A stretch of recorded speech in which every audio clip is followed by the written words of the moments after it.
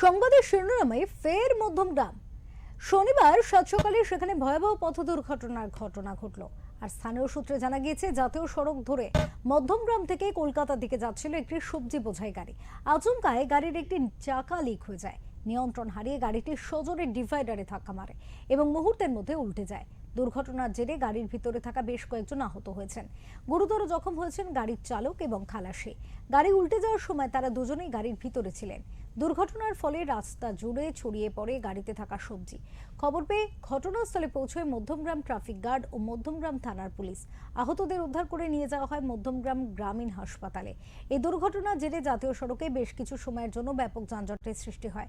পরে পুলিশ পরিস্থিতি নিয়ন্ত্রণে আনে।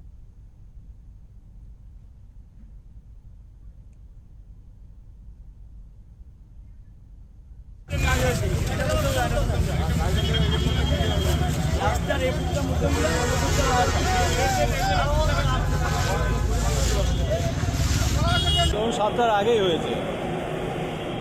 আমাকে ফোন করলো আমার গার্ড যে ওখানে আমাদের 4 নম্বর গেটের সামনে অ্যাক্সিডেন্ট হয়েছে।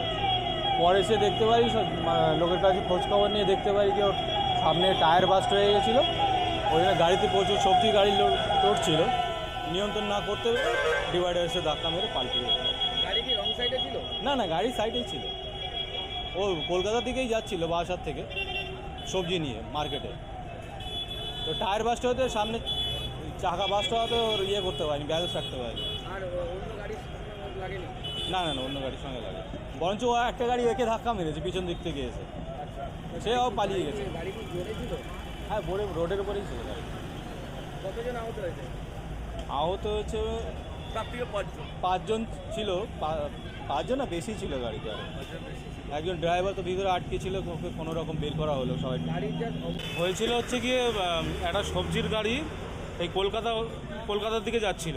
তা যাওয়ার পথে টায়ার পাঞ্চার হয়ে যাওয়ার কারণে নিয়ন্ত্রণ হারিয়ে ডিভাইডারে ধাক্কা মারে।